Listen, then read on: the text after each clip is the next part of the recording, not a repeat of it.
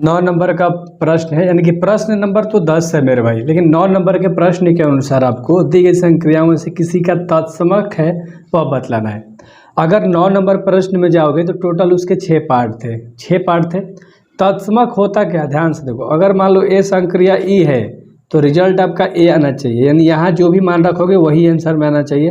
या इसका उल्टा भी अगर आप रखोगे, ई संक्रिया ए रखोगे तब पर भी ये एक जगह पे वाला रिजल्ट आना चाहिए। ये तुम्हारा होता है। अब देखो आपको लाना क्या, ध्यान से समझो।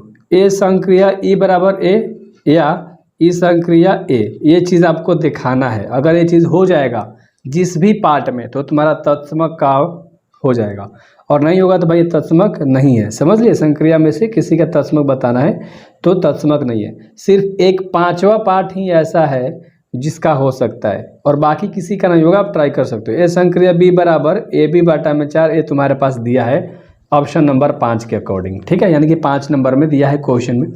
अब हमें क्या बताना है, ए संक्रिया ई बराबर ए बताना है, ठीक है मेरे भाई। अब ध्यान से समझो, ए जस का तस, हम संक्रिया ई की जगह पे हम क्या लेते हैं मेरे भाई 4, तो बराबर में क्या आएगा, ए रिजल्ट आना चाहिए। यही आपको यूज़ करके दिखाना है, सिंपल ए आना चाहिए, यही हम लोग बनाने, ठीक है ना, यूज़ करेंगे।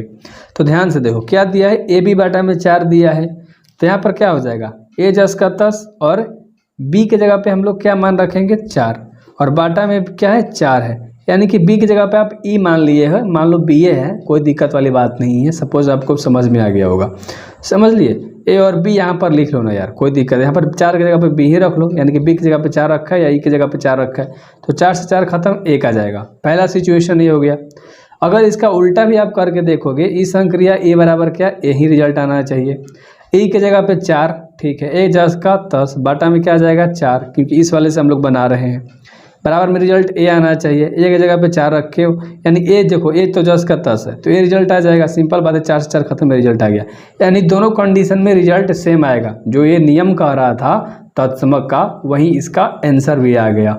तो आप कह सकते हो इजीली, तो यह आप लिख दो एक स्टेटमेंट, तो यह तत्समक है किसके लिए, 4 के लिए। यह तत्समक है केवल 4 के लिए, बाकी किसी पे ट्राई करोगे कोई भी पार्ट का तत्समक नहीं होगा। सपोज आप देख लेना बना के, तो ये क्वेश्चन समझ में आ गया होगा।